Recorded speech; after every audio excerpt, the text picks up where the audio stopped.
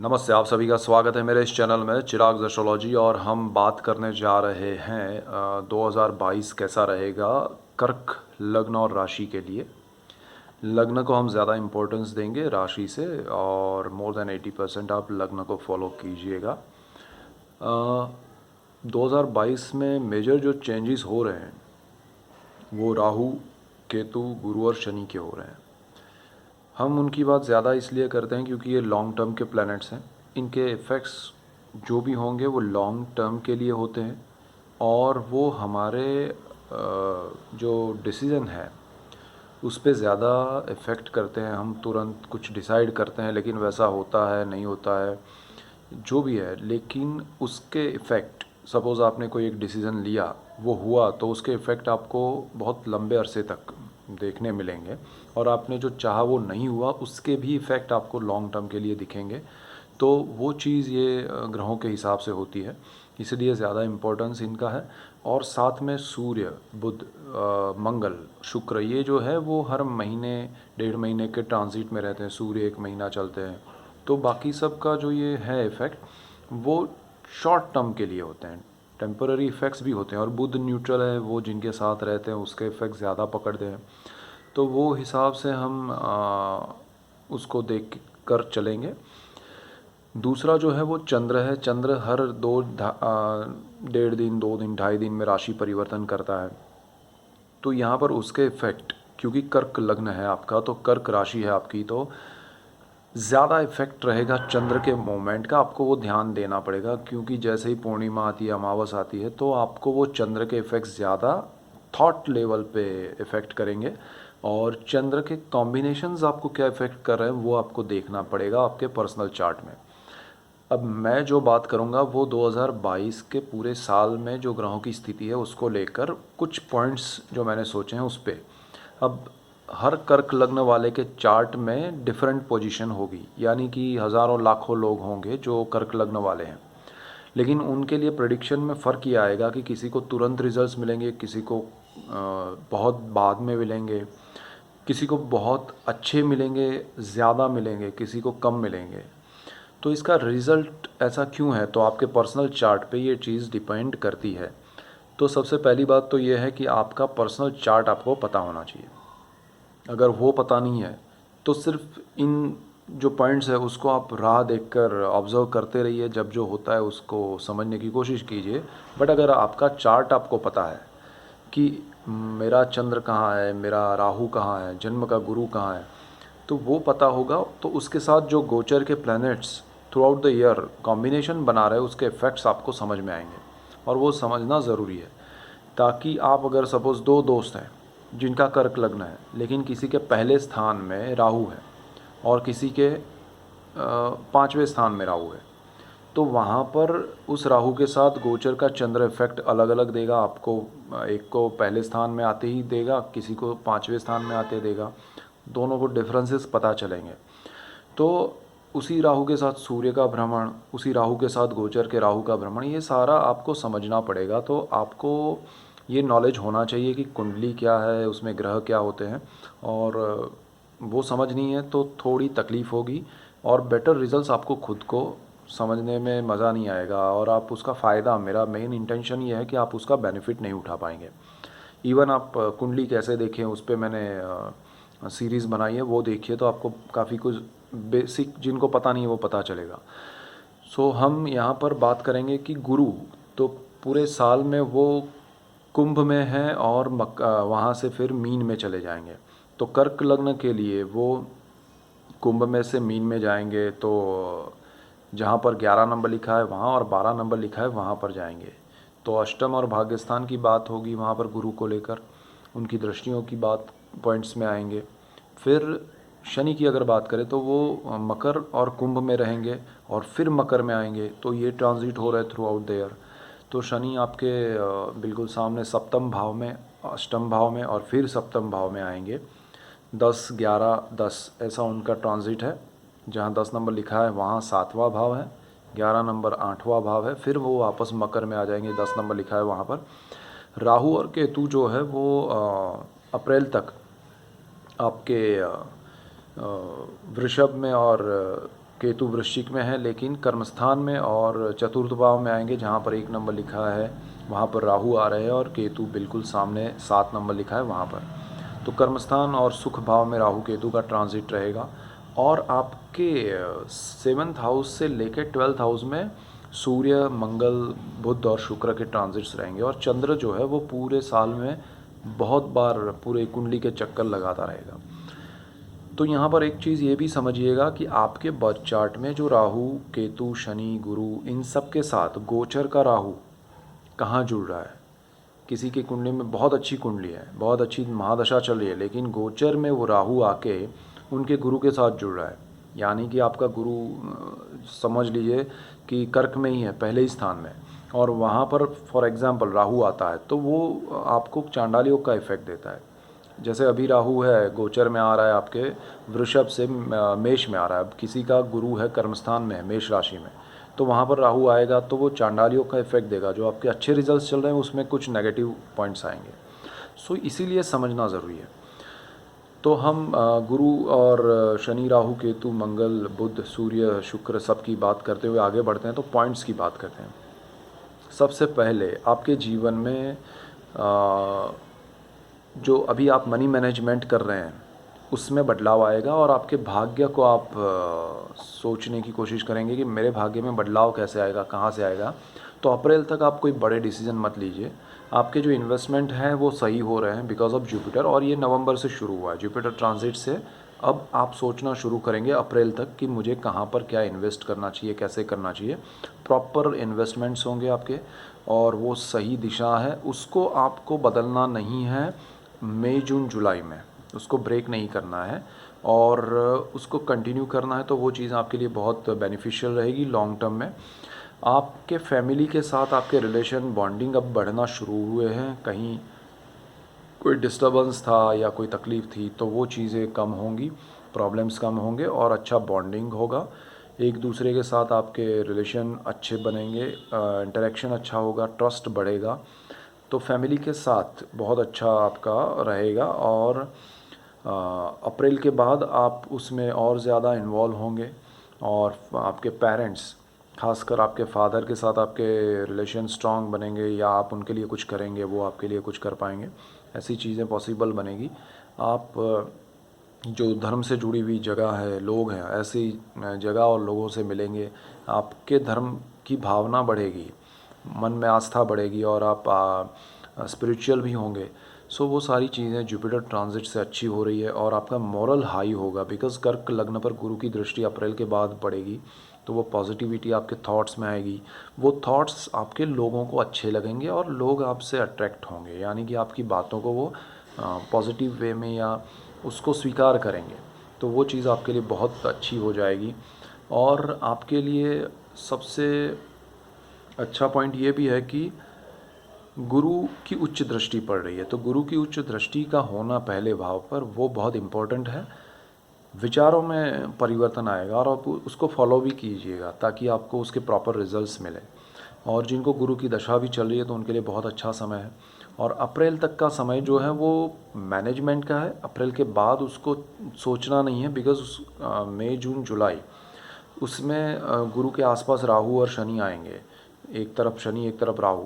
तो वो आपके थॉट्स को कहीं ना कहीं नेगेटिव या भ्रमित करने की कोशिश करेंगे। तो आपको वो नहीं करना है। जो आपने ऑलरेडी प्रॉपर एक इन्वेस्टमेंट बहुत सोचने के बाद किया है या फैमिली, इवन आपकी शादी के लिए आपने कोई डिसीजन लिया है, लाइफ पार्टनर फाइनल किया है, तो थोड़ा फिर वो टाइम में आप गलत डिसीजन नहीं कर ले, अपने सही को गलत ना कर दे, वो ध्यान रखना है ड्यूरिंग मई, जून, जुलाई। उसके बाद आप अगस्त के बाद फिर सोचिएगा।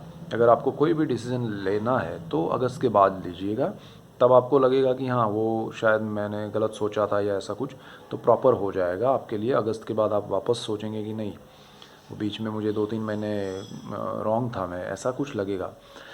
यहाँ से जो गुरु है वो आपको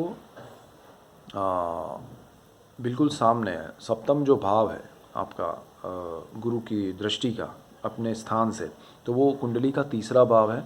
आप बहुत ही अच्छी तरह लोगों के बीच में खुद को प्रेजेंट कर पाएंगे। जो लोग मीडिया से या आर्ट के फील्ड से जुड़े हैं उनके लिए बहुत अच्छा समय है। खुद को रिप्रेजेंट करने का, खुद को प्रेजेंट करने का, खुद के थॉट्स को, बिकॉज गुरु का एक पॉजिटिव आपको मिल रहा है।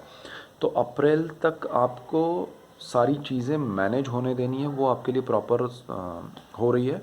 और अप्रैल के बाद जुपिटर ट्रांजिट मीन में हो जाएगा, उसके बाद वो एग्जीक्यूट होगी। तो वेट करना है आपको, और दिसंबर तक वेट करना है, वो चीज़ें प्रॉपर वे में जाएं। बिकॉज बीच में 3 महीने गुरु और शनि और राहु के बीच में गुरु आ रहा है, तो वो आपको उस टाइम पे कोई डिसीजन नहीं लेना है, कोई इन्वेस्टमेंट नहीं करना है, कुछ नहीं करना है, सिर्फ शांत मन से बैठना है। यहाँ से हम गुरु की एक और बात करें तो वो भाई बहन का भी स्थान है, साहस पराक्रम का भी है। तो आप नया कुछ करने की कोशिश करेंगे और डेफिनेट उसमें अच्छे रिजल्ट्स मिलेंगे, क्योंकि आपका फर्स्ट हाउस पे उसका पॉजिटिव इफेक्ट है। थॉट्स आपके सही दिशा में होंगे तो आप सही निर्णय लेंगे, उसमें कोई सिंपल है। यहाँ पर पूरा जो गणित है वो प्रॉपर एक मैथ्स है, साइंस है। तो गुरु की ये दृष्टियाँ आपके लिए बहुत अच्छे रिजल्ट्स की ओर आपको ले जाएगी, अच्छे आपके कॉन्टेक्ट्स बनेंगे, आपका सही दिशा में साहस होगा, सोच आपकी सही होगी, साहस भी सही होगा, लोग भी आपको सही मिलेंगे। तो इस तरह से आपके लिए बहुत अच्छा है। गुरु की एक दृष्टि जो है वो आपके पंचम भाव पे भी पड़ेगी, तो एक तरफ फैमिली के स्थान पे पड़ रही है, सेकंड हाउस को देख रहा है गुरु अभी अप्रैल तक।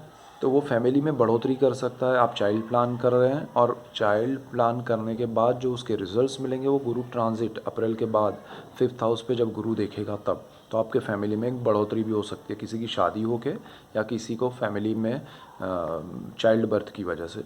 तो बहुत अच्छा समय है।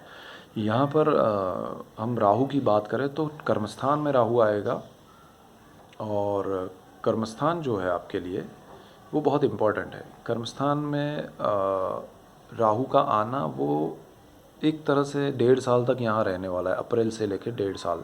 तो हम 2022 की बात करें तो अप्रैल तक राहु आपके 11th हाउस में है, और वहाँ से 10th हाउस में आ रहा है। तो 11th हाउस में राहु जो रहेगा अप्रैल तक वो अच्छा है। मनी वाइज आपको सोर्स खुलेंगे, आपको अच्छा बेनिफिट होगा। कहीं ना कहीं आपको ये भी लगेगा कि मैं 2 नंबर से कहीं कुछ कमाई कर लूँ, या कहीं से इसके पास से पैसे ले लूँ, वो कर लूँ। तो वो एक थॉट्स आएंगे, लेकिन वो करना नहीं चाहिए। और वो आपके लिए, क्योंकि राहु क्या करता है आपके सामने 2 तरह के थॉट्स रखेगा कि यहाँ पर आप ईमानदारी से भी कमाइए और बेईमानी से बहुत बड़ी चीज़ भी कर सकते हैं, लेकिन वो आपका टेस्ट ले रहा है। अगर आप उसमें गलत डिसीजन लेंगे तो उसका रिज़ल्ट तुरंत मिले ऐसा नहीं है। जब समय आएगा तब वो कहेगा कि आपने वो गलत डिसीजन लिया था, उसका फल अभी आपको भुगतना पड़ेगा, तब आप चारों ओर से फंसे होंगे। तो बेटर है कि आप उस समय में सही डिसीजन ले जो आपके लिए सही है और जो ईमानदारी से भरा हुआ है। They are testing. So Rahu और शनि ऐसे है। अब यहाँ पर राहु जो है वो 11th हाउस में सोर्स ऑफ इनकम के स्थान में है, इच्छा का, वो डिज़ायर का मालिक है।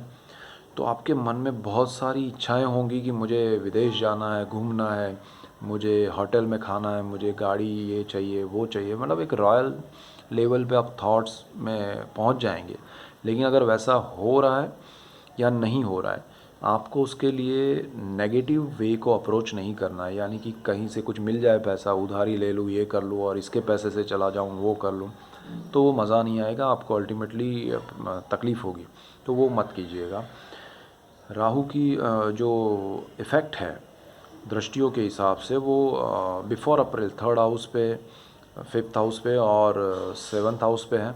तो 3rd हाउस जो है वो साहस पराक्रम का है। वहाँ पर राहु की दृष्टि आपको साहस तो करवाएगी, क्योंकि वहाँ पर गुरु की दृष्टि तब नहीं है। गुरु अप्रैल के बाद वहाँ दृष्टि करने वाला है, तब तक राहु की दृष्टि है गोचर के। तो साहस आप गलत तो नहीं कर रहे हैं। आपका जो बजट है या आपका जो एरिया है उसके बाहर तो आप नहीं जा रहे, वो ज़रा ऑब्ज़र्व कीजिएगा।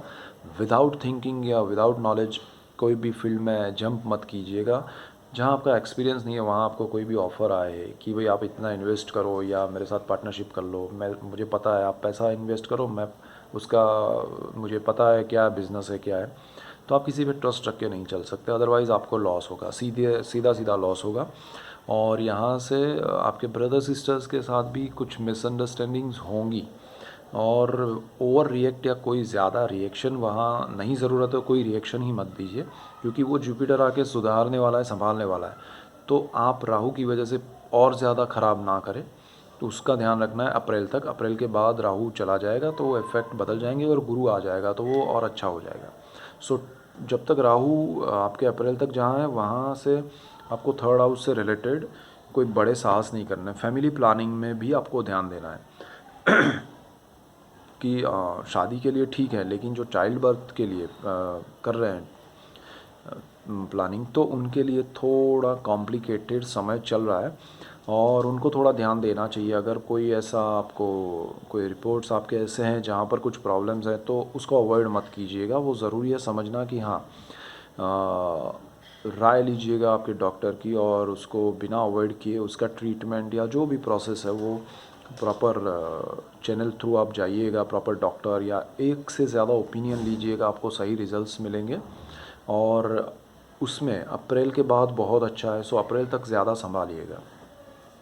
उसके बाद जो रिलेशनशिप है, पार्टनरशिप है और लाइफ पार्टनर के साथ आपका जो ट्यूनिंग है उसमें भी राहु के इफेक्ट्स होंगे। आपके साथ जो विचार हैं वो उतने मैच नहीं कर रहे हैं, तकलीफ़ हो रही है, तो वो चीज़ को भी थोड़ा अवॉइड करने की, या अवॉइड से ज़्यादा मैं ये कहूँगा कि आप उसको रिएक्ट ना करें किसी भी तरह से, और जितना हो सके उसको लाइटली लीजिएगा और समझाने की कोशिश ज़्यादा वो नहीं हो कि समझाने में ही बिगड़ जाए, बट थोड़ा सा जो कर सकते हैं उतना प्रयत्न कीजिएगा कि उस चीज़ को आपको समझा कर ख़त्म करनी है प्यार से।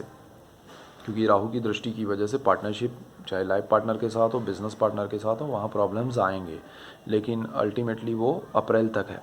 अप्रैल के बाद राहु जब ट्रांजिट करके कर्मस्थान में आएगा तो आपके विचारों में परिवर्तन आ जाएगा।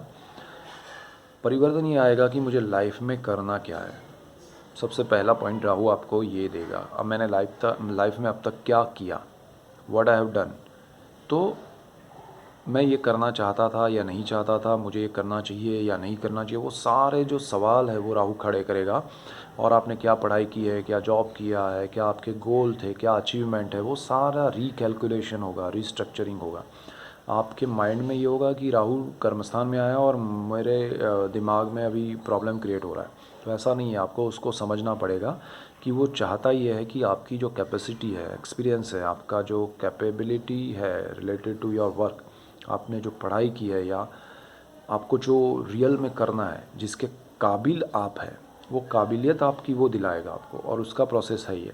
सो माइंड को जो आप तकलीफ़ हो रही है उसको समझने की कोशिश कीजिएगा कि क्यों हो रही है, वो आपके अच्छे के लिए हो रही है और आपको उसमें से निकलना है, उस तरफ आगे बढ़ना है और उसको अचीव करने के लिए राहु आपको हेल्प कर रहा है। तो आपको भी उसको समझ उसके अवॉइड नहीं करना है या उससे अपोजिट नहीं चलना है, उस दिशा को पकड़ना है वो जहाँ ले जा रहा है। तो खुद को ऑब्जर्वेशन में रखिए। जब राहु ट्रांजिट हो रहा है अप्रैल में, उसके बाद मई जून जुलाई तक तो कोई डिसीजन किसी भी फील्ड में कुछ भी आपको नहीं लेना है, लेकिन ऑब्जर्वेशन ज़रूर करना है कि वहाँ पर हो क्या रहा है। एंड देन अगस्त के बाद आप सोचिएगा कि मुझे ये करना है, मुझे वो करना चाहिए, क्योंकि तब तक आपको 2-3 महीने का वो एक्सपीरियंस हुआ होगा कि आपके थॉट प्रोसेस में क्या बदलाव आया है, और आपको बहुत अच्छे रिजल्ट्स मिलेंगे अगर आपने ये ऑब्जर्व करेक्ट कर लिया तो। मोस्ट ऑफ जो मैंने कहा कि वो आपको रीस्ट्रक्चरिंग की और रीप्लानिंग की ओर ले जा रहा है। और वो रीप्लानिंग क्या है कि आपका पुराना जो आपने छोड़ दिया है, आपने खुद को ही अवॉइड किया है, खुद के एक्सपीरियंस को या खुद के गोल को, कैपेसिटी को, तो वो उस दिशा में आपको ले जाएगा कि आप ये है, आप ये कीजिए, ये आपकी काबिलियत है। सो वो राहु का काम है और उसकी दृष्टियाँ भी अच्छी है फिर आपके सेकेंड हाउस, फोर्थ हाउस और सिक्स्थ हाउस पे, तो उसमें कोई प्रॉब्लम ज़्यादा नहीं है। लेकिन फोर्थ हाउस में केतु बैठा होगा राहु के बिल्कुल सामने अप्रैल के बाद, तो अप्रैल के बाद केतु का सुख भाव में आना सुख में अभाव क्रिएट करता है। जो आपके पास होगा वो आपको पसंद नहीं आएगा और जो पसंद है वो मिलेगा नहीं, ये सिचुएशन क्रिएट करेगा केतु। अब एक तरफ गुरु आपको बहुत कुछ दे रहा है, बहुत सी चीज़ें अच्छी हो रही है, लेकिन कहीं ना कहीं आपको बेचैनी हो रही है। तो वो क्यों हो रही है? बिकॉज़ आपको बहुत कुछ करना है, उसमें से थोड़ा कुछ हो रहा है, उसका आनंद आपको नहीं मिलेगा, लेकिन जो नहीं हो रहा है उस पर आपका फोकस रहेगा बिकॉज ऑफ केतु, क्योंकि वो सुख का अभाव क्रिएट करता है। सुख का अभाव यानी कि जो नहीं मिले हैं वो तो अभाव है ही है, लेकिन जो मिला है उसको भी आनंद नहीं लेने देना, तो वो मन की शांति नहीं मिलेगी, मन का सुख नहीं मिलेगा, तो वो अभाव ही हुआ। तो उस तरह से वो आपको दुखी रखेगा। तो आपको वो दुख नहीं झेलना है। आपका अप्रोच ये होना चाहिए कि भाई मेरा केतु 4th हाउस में है, मुझे जो मिलना है वो 100 चीज़ में से मुझे 25 मिली है, 30 मिली है, 35 मिली है, वो अच्छी है, मैं उसी पे फोकस रखूँगा। जो नहीं मिली है उसको देखेंगे, अगर वो टाइम बाय टाइम गुरु के कंट्रोल में हो, शनि के कंट्रोल में हो, राहु के हो, तो मिलनी है तो मिलेगी, तो वो बढ़ती भी जाएगी। तो वो कब मिलेगी उसका एक फ़िक्स टाइम नहीं करना है, जिसकी वजह से स्ट्रेस रहे कि अरे ये नहीं मिला, ये नहीं मिला, और उसी चक्कर में जो मिला है उसका आनंद नहीं मिले। सो केतु को उस तरह से लेना है। केतु 4th हाउस में है आपके लिए, आप धर्म से जुड़ेंगे, आपको अच्छे स्पिरिचुअल बुक्स पढ़ना अच्छा लगेगा, आपके इंट्यूशंस पे इफ़ेक्ट होगा, स्ट्रॉन्ग होगा ऐसा मैं नहीं कहूँगा इंट्यूशन, लेकिन वो इफ़ेक्ट ज़रूर करेगा। कभी कभी आपको अचानक से बहुत स्ट्रॉन्ग एक बात समझ में आ जाएगी, ऐसा कुछ होने वाला है। तो पूरे 1 साल में आपको 3 चीज़ें इंट्यूशन में मिलेंगी और वो सही होगी। मैं ये नहीं कह रहा हूँ कि केतु 100 चीज़ें कर इंट्यूशंस देता रहेगा, ऐसा नहीं होगा। बट जो देगा वो बहुत अच्छा होगा, वो कम होगा लेकिन स्ट्रांग होगा। केतु यहाँ माता के स्थान में भी है, तो माता से रिलेटेड आपको हो सकता है आपको उनसे दूर जाना पड़े, वो आपसे दूर जाए। उनसे मिलने का है तो अप्रैल से पहले मिलिए या मिलने का प्लान बनाइए। अप्रैल के बाद केतु यहाँ आ जाएगा 4th हाउस में, वो माता से दूर भेजेगा आपको। तो किसी को अगर पढ़ाई के लिए दूर जाना है, किसी को जॉब के लिए, बिज़नेस के लिए, तो वो अप्रैल के बाद अपनी माता से दूर जाएगा। तो वो भी एक चीज़ है। और ज़मीन, मकान, वाहन, ये भी स्थान है 4th हाउस, यहाँ पर केतु है। तो जिनको प्रॉपर्टी परचेज़ करनी है वो केतु के आने से पहले, बिफोर अप्रैल, प्लानिंग कर सकते हैं। उसके बाद क्या होगा कि आपको वो प्रॉपर्टी सही मिलेगी नहीं, मतलब आप घूमते रहेंगे 1.5 साल तक, आप डिसीजन नहीं ले पाएंगे, और केतु वो लेने नहीं देगा। तो आपको हर जगह वो मृगजल की तरह घुमाएगा, अरे यहाँ पर है, वहाँ पर है, डिसीजन पे नहीं आ पाएंगे। सो ये भी एक चीज़ है, सो वो ध्यान रखना है। शनि जो है वो आपके 7th एंड 8th हाउस में ट्रांजिट कर रहा है और फिर 7th में आ रहा है, यानी कि मकर, कुंभ और मकर 7वें स्थान में से 8वें में, 8वें से वापस 7वें में आ रहा है थ्रू आउट द ईयर। और ये हो रहा है अप्रैल तक 7th हाउस, मई जून जुलाई में वो अष्टम भाव में, और अगस्त से लेके थ्रू आउट द ईयर वो 7th हाउस में। तो शनि का ये ट्रांजिट आपके लिए एक तरह से अच्छा है, क्योंकि 7th हाउस से वो दूर जा रहा है। 7th हाउस से दूर जाना बहुत अच्छा है, क्योंकि 7th हाउस जो है वो डिले कर रहा है, हर शनि स्लो है, वो डिले करता है, अपना खुद का घर है वो। तो वहाँ पर वो 1st हाउस को भी देख रहा है, तो आपके थॉट्स में भी एक ठहराव आएगा। आप धीरे धीरे हर चीज़ में डिसीजन तुरंत नहीं ले पाएंगे, कुछ अच्छे डिसीजन भी आप लंबे खींचेंगे। तो शनि उस टाइम पे जा रहा है, तो आप कुछ चीज़ों में स्पीड भी आएगी, तो आपके अच्छे डिसीजन भी आएंगे। और वहाँ पर गुरु का हेल्प आपको मिलेगा कि गुरु 1st हाउस पे देख रहा है, शनि का इफेक्ट चला गया है, तो आप अच्छे डिसीजन भी ले पाएंगे। तो ये एक अच्छी बात है। अब यहाँ पर शनि जो है वो आपका रिश्ता तय करवा के भी जा सकता है, और आपकी शादी भी तय करवा के जा सकता है। लाइफ पार्टनर और बिज़नेस पार्टनर का आपको डेफिनेट कुछ सपोर्ट मिल सकता है। डिसीजन हो सकता है कि ये मेरा लाइफ पार्टनर रहेगा, ये बिज़नेस पार्टनर रहेगा, नया पार्टनरशिप दे सकता है दोनों फील्ड में। शनि की दृष्टि अच्छी है। शनि आपके लिए 8th हाउस में जाएगा, तो आपके कर्मस्थान को देखेगा जहाँ पर राहु है, और जहाँ पर कर्मस्थान में मेष राशि है। तो आपको नया कुछ साहस करना है, तो जब वो कुंभ में है तब नहीं करना है। अष्टम भाव में आए कुंभ में तब नहीं, यानी कि जून जुलाई, मई जून और जुलाई में आपको कोई बड़े डिसीजन, बड़े इन्वेस्टमेंट, वैसे भी मैंने आगे कहा, नहीं करने हैं। और शनि राहु के बीच में गुरु आ रहा है, इसीलिए भी नहीं करना है। तो मई जून और जुलाई में आपको कुछ बड़ा करना ही नहीं है। और शनि वापस मकर में आ जाएगा, वो भी अच्छा है। तो आपके लिए पार्टनरशिप, लाइफ पार्टनर, उनसे रिलेटेड सारे इश्यूज़ वो शनि शॉर्ट आउट करेगा, लाइफ में बेनिफिट देगा और सही दिशा भी दिखाएगा। आपको लगेगा कि लाइफ पार्टनर के साथ अच्छा नहीं चल रहा है, बिज़नेस पार्टनर के, तो वो क्लैरिटी हो रही है, वहाँ पर एक प्रॉपर जो रियलिटी है वो आपके सामने आ रही है, तो उसको एक्सेप्ट करना है। और जहाँ लगे कि ये सही है, ये नहीं है, तो उसके हिसाब से डिसीज़न भी लेने पड़ेंगे, क्योंकि शनि वो डिसीज़न लेने पे आपको मजबूर भी करेगा। सो ओवरऑल उस तरह से अच्छा है। और शनि की एक दृष्टि 4th हाउस पे भी है, जहाँ केतु, वहाँ तुला राशि भी है। तो शनि की उस दृष्टि की वजह से आपको प्रॉपर्टी में और उसमें उतना लॉस नहीं होगा। बट केतु क्या कराएगा कि आपको एक चीज़ लेनी है तो 10 जगह पर खामखा घुमाएगा। वो आपके सामने होगी, आपको पता है, फिर भी आप डिसीजन पे नहीं आ पाएंगे। तो सही डिसीजन लेने के लिए भी आप मई जून जुलाई को अवॉइड कीजिएगा। उसके बाद आप रिलेटेड टू प्रॉपर्टी, व्हीकल, वो सारा डिसीजन बाद में लीजिएगा। तो शनि आपके लिए बहुत अच्छा है। सो कर्क लगने के लिए बाकी सब ग्रहों की स्थिति और ये सारा मेजर इफ़ेक्ट रहेगा। और आपके पर्सनल चार्ट को आप ज़रा देखिएगा, उसके हिसाब से ज़्यादा आपको अच्छे रिजल्ट समझ में आएंगे। और गोचर के ग्रह, आपके दशाएं, आपके नक्षत्र क्या हैं, वो कॉम्बिनेशंस को आप ऑब्ज़र्व कीजिएगा। तो धीरे धीरे आपको हर चीज़ समझ में आती जाएगी और आप डिसीजन में सही होते जाएंगे। 1 साल 2 साल फिर आपको हर चीज़ समझ में आएगी, तो आप खुद डिसाइड करेंगे कि ऐसा कुछ हो रहा है तो वैसा हो रहा था मेरे साथ। और हर किसी का अलग होगा, हर किसी का पर्सनल चार्ट अलग है। So that's it for today. Keep watching Chirag's astrology. Thank you for watching. God bless you and good bye. Thank you.